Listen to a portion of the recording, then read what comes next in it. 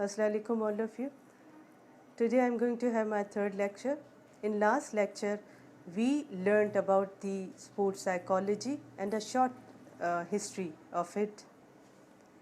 After attending today's session, one would be able to understand the role of psychology in sports. So let's begin to see the contribution of psychology in sports.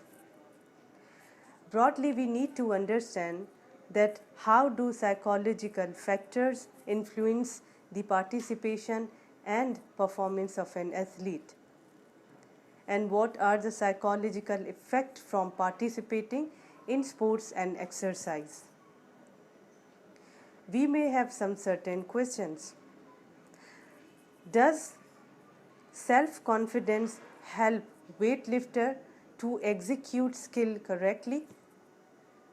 Or is there any relation of personality trait and success of sports?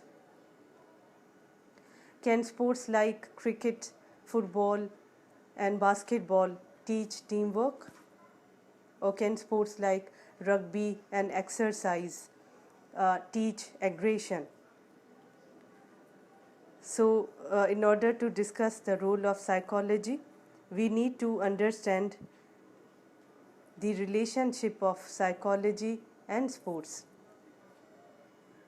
So let's talk about its role in detail.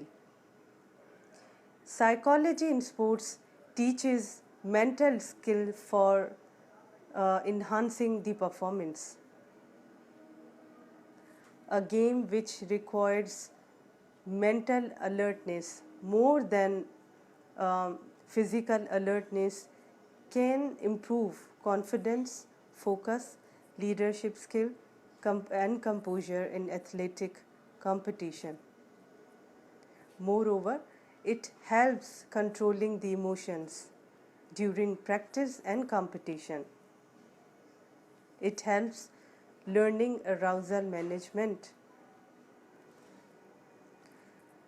Psychology in sports teaches behavioral control through the modification of undesirable behavior, and it works on emotional conflict and need of an athlete being an individual. Psychology in sports assists athlete to manage stress, anxiety, self-doubt, and self-imagery. It improves interpersonal communication between coach and athlete to athlete. And it teaches coping strategies for, suppose, coping with pain, coping with stress, coping with anxiety. How does it start? How can it be controlled? And what is the type, by the way? Besides, it raises the motivational level, no matter if it's intrinsic motivation or extrinsic motivation. And it helps in managing stress, or we can say that it's all about the stress management. And it helps in developing self-esteem and helps in upholding self-esteem during competition or after the sports too, in real life setting too.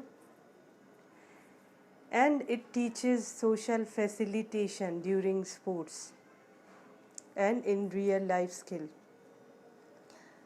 Moreover, the role of psychology in sports adds in mental preparation to such factors which in fact influence an athlete throughout his life, such as social status, family, economic background, moral background, religious setting, physical tolerance, value and norms of the society.